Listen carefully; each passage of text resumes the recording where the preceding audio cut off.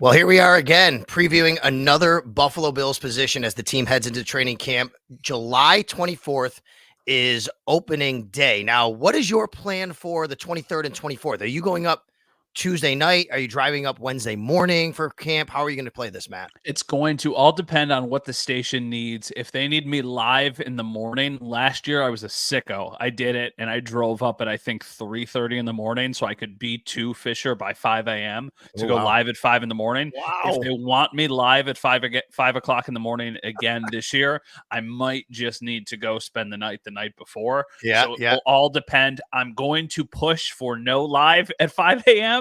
and then I could just drive up that morning, be there, and then start. I mean, I'm sure what we'll do is we'll probably start training camp with a Sean McDermott, Brandon Bean press Yeah. conference in some capacity, and then practices start. So I don't know yet. I'll get back to you, but I am planning on staying the first 3 nights. So Wednesday night, Thursday night, and actually, no, it would be 2 nights then, because then I think they have an off day Saturday. Yeah.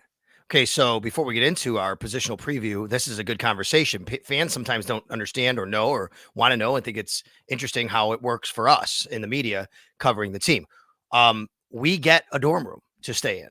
Now, my situation is, and by the way, live at 5, that's great. That's a new meaning for live at 5. Usually it's PM. You're gonna be live AM. So traditionally what happens is, we'll get up there, they'll give us a dorm room, we'll kind of move in, cover practice. I don't remember in years past. Have they allowed us to stay the night before if we want to do that? I haven't even looked into that because I might have to do that this year as well. I don't know. I would imagine they would because the team reports the day before. The team Right. actually So reports that's right. that day. So I would imagine that they have their staff there ready to roll and ready to go. Yeah. Okay. So for me, actually, Yana and Max, my wife and son, they're actually leaving on a cruise like that Sunday. It's me. I don't have to worry about like, I always feel guilty as you do with a family. You're here, you're not there. I'm like, hey, I might just go up Tuesday night and say, heck with it. I'm just going up there. That way I don't have to worry about getting up and driving early on Wednesday morning. I'll be up there. So if you're up there Tuesday night, I'll be up there too and we can hang out. I'm just wondering like what the dorm room process is because I don't think I've gone up the night before practice opens. But for fans that know, anybody who covers the team on a regular basis for the media, and I'm sure anybody who requests it, they help us out with dorm rooms. And we actually stay in one of the St. John Fisher dorms that the students stay in, which is right there. When we walk outside, we go right down to practice, which is super cool. And I'll tell you, I've talked to a lot of people in other markets, Matt. They don't get that. They got to find their own hotels and living quarters and spaces when they go out of town for training camp. We do dorms differently though, the two of us. You legitimately like move in. You I do. bring a mini fridge, you I bring a do. television, you've got a Keurig. My room basically is a prison cell with Wi-Fi. I go in, I set up, I bring a sheet, a fitted twin size sheet for my twin. I know you take the beds and put them together. I don't do that because I put all of my stuff on one bed. Like I put my suitcase and all of my other stuff on one bed, and then I sleep on the little twin size cot that they have. I do not bring a TV. I do not bring a fridge. I might bring a soft cooler with a bottle of water and a Gatorade. So when I wake up in the middle of the night, I can get a bottle of water. But besides that, I spend as little time in that room as humanly possible. I get it. I just need, I'm not a camping guy. If I'm gonna go camping, I'd like to go glamping, right? I mean, so now you understand why I'm like that. Like if I'm gonna go live in a dorm, essentially spend 3 straight nights there and then another 2 straight nights there, I want to just kind of be able to live like I'm living a normal life and not roughing it. I guess I'm soft like that. Okay, so I'll admit it. So I will bring my fridge. I'll put beverages in there. If I get food at night, I might bring it home, put a little extra, put a little leftovers. However, that said, how do meals work? They're also very good at providing us meals in the media. When a team practices, and pretty much all practices are, in the morning, they give us a lunch and we can just walk down to the cafeteria, the media cafeteria, and they give us a lunch. And that's where you get those turkey burgers or whatever is on the lunch menu that day, that you've done stories on and things like that. But I guess I just want to say like it's well thought out and taken care of for all of us by Bill's PR. And we really appreciate that. Yeah, for sure. It's really a really fun couple weeks. Yeah. It's awesome. It's one of my favorite stretches of the year. It's perfect how it leads right into the preseason and things start to pick up. I'll admit the first week of training camp is amazing. The second week of training camp is a little bit of a lull. You're like, okay, guys, let's go here. And then the final couple days of training camp, you miss that it's about to end and already start thinking about the future of it. I also love going to Rochester. I think now that I am a dad, I would prefer it in Western New York selfishly, but I really enjoy the setup at St. John Fisher, getting to see all of our friends in Rochester, interacting with fans, going out to dinner in Rochester. We are now very familiar with all of our favorite restaurants and bars in the Rochester area, counting down the days till I can get to Marge's Lakeside Inn. So I really, really love training camp. Yeah. Listen, on that note, in Rochester, we don't have everything firmed up yet, so we won't really reveal details. Matt and I are once again working on having an on location. It's always game day in Buffalo. And if and when we can do that and nail that down, we will let everybody know exactly what evening that's going to be. Most likely it'll be an evening, but whenever that is, wherever that is, we would love for you to come by, say hi to us. We'll have some drinks, some food. We'll do the show. We'll have some guests, and then we'll hang out with everybody. We would love for that to happen. We can't reveal exactly when that is right now because it's not firmed up yet by all the powers that be that put these things together. But I'm very much looking forward to seeing some of our listeners, especially those who might, not have a chance to come to Buffalo sometimes, and they're out in Rochester, and it's their chance to come out and say hi. Yeah, and I mean, I don't want to make any promises. I'm not making any promises here. We've got a little bit of a head start on this now than we did last year. Last year, we're just kind of piecing things together. So we'll try and get some guests. I don't know who the guests will be, but we'll try and invite some of our friends or maybe even some of the guys on the team or something just to see if they could come out, and we'll see what we could kind of line up. Some of our enemies maybe too. Who knows? All right. We'll, in the meantime, be all over training camp and everything you need. Sal Capaccio here, Matt Bove right there. WKBW TV Channel 7 is where you can find him. WGR Sports Radio 550 is where you can find me. And now we continue our Buffalo Bills positional previews. Let's get to the big one, the wide receivers. Okay, Matt, on the video side of things, which, by the way, if you're just listening, you can go to my YouTube page, Sal Sports, and you can see all of this. On the video side, I'm going to throw up what I have as the roster and / kind of loose depth chart. Right there in the middle, you see wide receivers. Take a look at those names. Take a look at the order. The order isn't as important to me. We can debate that for sure. I think both of us, you and me, would probably have the top 5 guys, maybe at least the top 4 similar, and then maybe the next group is pretty much similar. We'll see where it goes. I think Chase Claypool is really an interesting guy and where you would fit him. I probably put him up now. I haven't done this in a while. I haven't actually edited this, what you're looking at. I would probably move Chase Claypool up after what we saw in minicamp. That being said, how the big question for the Buffalo Bills and for their fans and the big concern going into training camp, maybe the number one concern or storyline is what to do with and how to treat the top of the wide receiver chart and what it means for the Buffalo Bills. Taking a look at it now, Samuel, Coleman, Shakir, I think we all are comfortable with those 3 guys. How does that sit with you after knowing everything we know and what we've gone through in the spring? Well, I don't know if I would say I'm comfortable with the 3 guys. I like the group that they have assembled. I think the sum is greater than the individual parts that they have added, and I think a lot of that has to do with Josh Allen. The name, though, that I think is being slept on a little bit is Marquez Valdes-Scantling. I think that he is going to have a bigger role in this offense than maybe we are giving him credit for. I think he's just kind of there to keep defenses honest, and his skill set allows you to try and stretch the field. And I think when you have a player like that, players like Curtis Samuel and Khalil Shakir become more valuable because then it opens things up for them underneath. I think at the end of last season, Stephon Diggs was being asked to do a lot of different things, and there wasn't a ton of success there. But one of the things that did help them was when he would try and stretch the field, they would be able to hit on things underneath. So I think that is what MVS is going to be here to do. And I think that there's not a group of 3 that I think are going to be their primary guys. I would say it's a group of 4, and I would include him. Let's just, for the sake of, kind of getting ahead of this a little bit, let's talk about who's going to make the team or not make the team based on this list. And let's assume everybody stays healthy. Okay. We know that injuries do happen at training camp. How comfortable are you with more than 5 and putting a 6th? Do you think they keep 5 or do they keep 6? I'm very comfortable that they keep 6, okay, especially because they don't have a true stud that I think that they're going to have to go deeper into the room, and they'll keep an extra body. Are you good with the top 5 as is presently showing on the screen? Samuel, Coleman, Shakir, Hollins, MVS, they make the team, correct? And Mac Hollins, for those of you who are just listening who do not have the actual depth chart in front of you, Mac Hollins is included in those. I'm pretty confident they're making the team because he's going to be a big-time special teams contributor, but they also like what he brings to their offense and the juice that he brings more than I think most people would assume. Like when we're out at practice, Mac Hollins is now the one that's leading the way on everything. And I know that some people might roll their eyes at that or groan and say, like, we don't care. We just want production.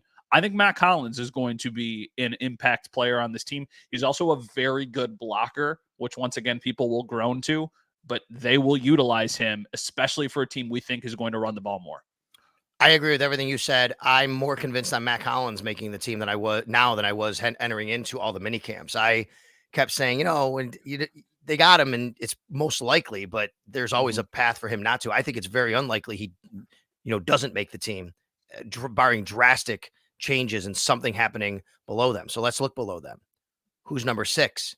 Is it Chase Claypool after what we saw in mini camps? Is it Justin Shorter, a 5th-round draft pick investment from a year ago? Is it Tyrell Shavers, who had a very nice mini camp? So did Brian Thompson, by the way. Is it KJ Hamler, who offers something nobody else on this team has, which is pure straight line speed to blow by you at the wide receiver spot?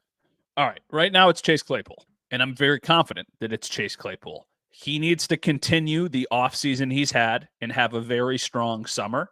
But I think the upside on Chase Claypool is significantly higher than it is on any of those other guys. That being said, we do not know what Justin Shorter is. Justin Shorter on YouTube videos and Bill's content creators and other podcasts is always a very, very buzzy name that people talk about. When we saw him last year, I did not think that, like, okay, this guy is going to be a stud in the league or this guy's got a really bright future. He was also a rookie and then he was injured. So I do not know what Justin Shorter is going to be, but right now I would certainly give the benefit of the doubt and the better chance of making the team to Chase Claypool. I agree with that as well. Here's another reason for me for Chase Claypool.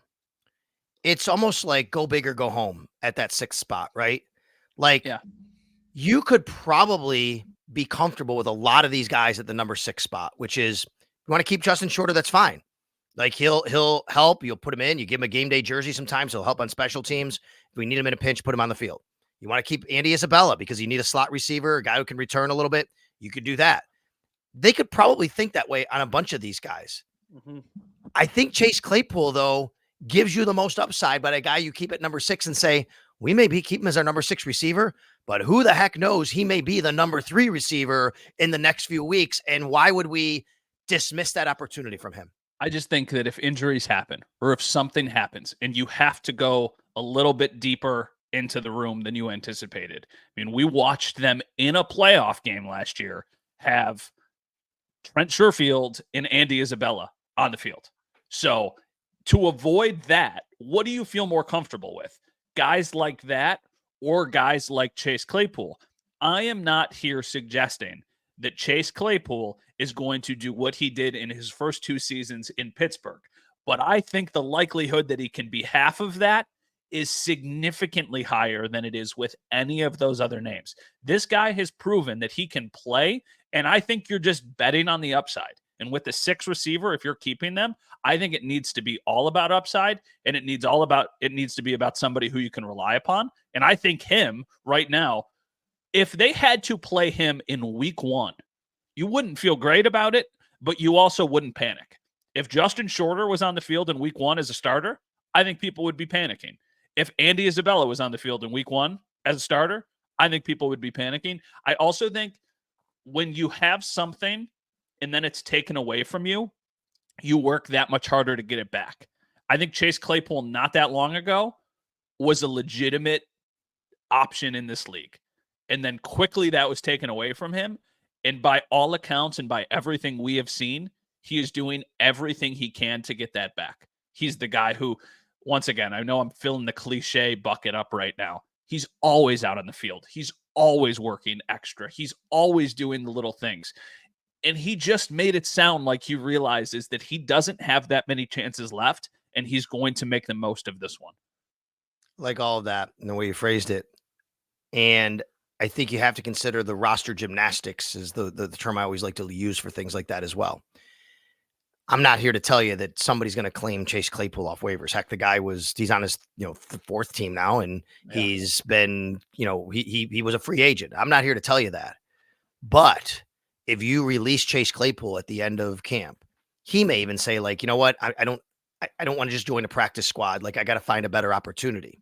Whereas if you release Justin Shorter, Tyrell Shavers, Andy Isabella, Brian Thompson, you're getting these guys back on the practice squad if you want, right? Like, you can kind of at least think about how you want to construct your overall organization at the wide receiver spot. This doesn't have to be about the 6 guys who make it. You got to keep like another 4 or 5 guys on top of that, by the way, on your practice squad to make sure if someone's ready to play, you have someone to call up for injury. And that's where a lot of those guys fit a lot better than Chase Claypool. Yeah, absolutely. I will say the other name that we haven't talked about a ton right now that I think is the prime practice squad candidate, but also what does he do during training camp is KJ Hamler. Agreed. Because KJ Hamler gives them a skill set that they do not currently have on their team and some really serious ability to stretch the field.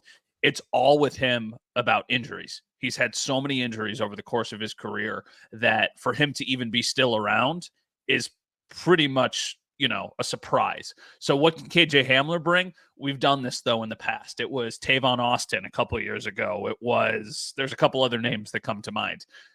I think KJ Hamler has an outside chance, but at least has a chance. I'll be really surprised. Can you bring up the depth chart one more time? For sure. I will be really surprised if like Brian Thompson or Xavier Johnson or even Tyrell Shavers makes the Bills. I think they're all great practice squad candidates. I'll be really surprised if Andy Isabella does too. So to me, it kind of comes down to Justin Shorter, Chase Claypool, KJ Hamler for the last job in the wide receiver room, assuming there's no injuries. Okay, so agreed. And I think that KJ Hamler, you bring up great points. Like, this is a skill set they need, and they might wind up doing that. 2 things are going to factor in here.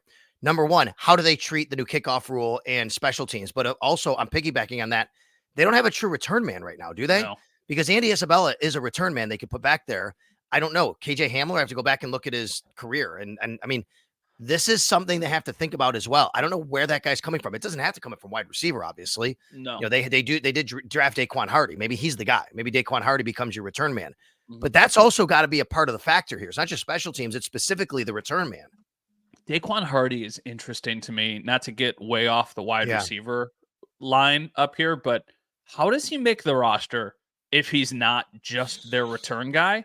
Because even if I don't think he would be your primary backup at nickel. I think they would use Cam Lewis. 100%. So at that point, because he's not playing on the boundary. He's not big enough to play on the boundary, or at least you probably wouldn't think he's big enough. So I really do think that he was drafted to be the returner on this team. And that is his way of making the team, which I think hurts the chances of guys like KJ Hamler, of Andy Isabella. I mean, it's what we talked about on the last episode when we recorded. 6th round picks tend to be the cutoff of, they'll probably make it in their first year. So that's why I'm just kind of assuming and operating at the point right now that Daquan Hardy will be the returner this year. All right. Before we get to tight ends, last thing on wide receivers. Rank in order, just receivers, only counting wide receivers at the wide receiver position. Targets, top 3. Ooh, interesting. Just the top 3. Yep.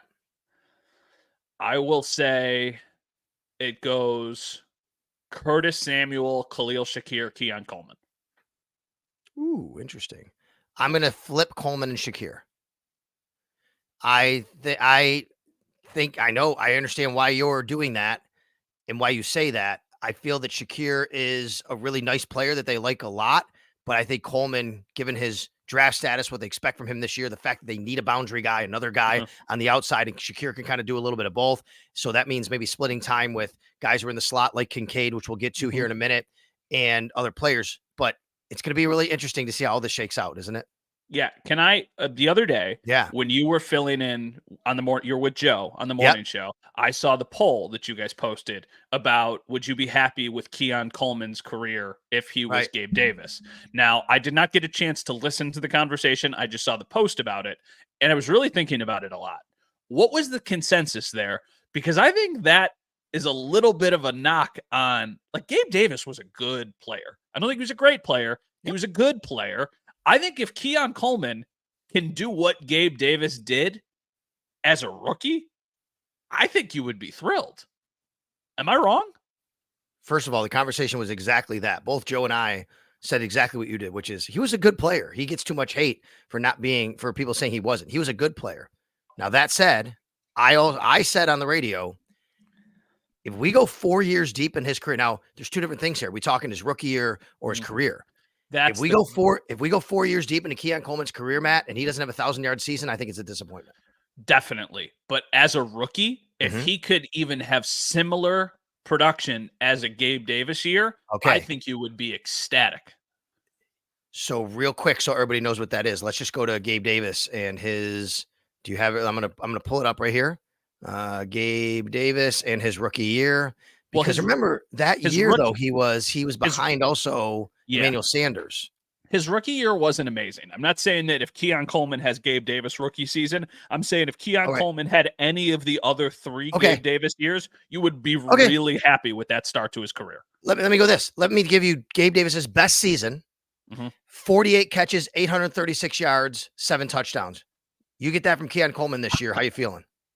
Great. Yeah, I'd sign up for that right now. Yes, right now. Agreed. I know that it's not a ton of catches, but he's a boundary guy. Like, he's not going to immediately become a guy who gets 100 catches. If you could give me 50 catches and 8 touchdowns for Keon Coleman this season, I would take that immediately. Okay, let's talk about the tight ends. Matt, there's no doubt that Dalton Kincaid is going to be a feature in this offense in some way, shape, or form. He might lead the team in targets. Yeah.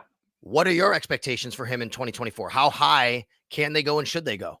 Have you seen on social media the list of rankings? I believe it was FanDuel, and it was listing the tight ends in the NFL. Have you seen this graphic anywhere? No. Where do you think they had Dalton Kincaid ranked among NFL what are we ranking? Are we ranking production for fantasy this year? Are we ranking like talent? What are we ranking? It was just like tight end rankings, basically. There wasn't like a specific list. He should be in the top 10. At this point, I don't know if how high he can get based on still a little bit of an unknown. So I'll say like 8. All right. The graphic is ranking every team's tight ends. Okay. Oh, that's the whole group. FanDuel posted this. So there's 32. No, it's just like individuals. There's 32 on the list. Okay. Dalton Kincaid was 18th. I think there's a lot of like rage bait, clickbait stuff online. I have never seen, I don't say this lately, a stupider list than this list. Okay. Let me name some of the guys who are above Dalton Kincaid on this current list. Cole Kmet, Hunter Henry, Noah Fant, Jake Ferguson, Pat Freiermuth. If any of those players have more productive seasons than Dalton Kincaid and he's not hurt, it will be a travesty. I think Dalton Kincaid is going to explode this year. Yeah. I mean, 18. I do too. He's in between on this list. Pat Freiermuth and Luke Musgrave. He's generally going, I think Joe told me this the other day. I asked what he was going in like ADP and fantasy. I think he's like 8th tight end off the board or something, which that's why I'm like, come on. He's a top 10 producer, and he's going to be even higher than that probably at the end of the day. What's going to hurt Dalton Kincaid, it actually is just the design of the offense and the fact that they've gone to this, receiver by committee type of approach. And that's fine, but Dalton Kincaid might lead a team that has a by committee approach. So what does that exactly mean? He had a historic season last year as a rookie. I actually talked about his historic season as a rookie, and someone said, historic, what are you talking about? Oh yeah. He has like the 3rd most catches ever for a rookie in tight end in history. And one of the guys who beat him was the guy who drafted last year, Sam Laporta, in the same year. But for the Bills, most catches ever by any rookie ever, regardless of position.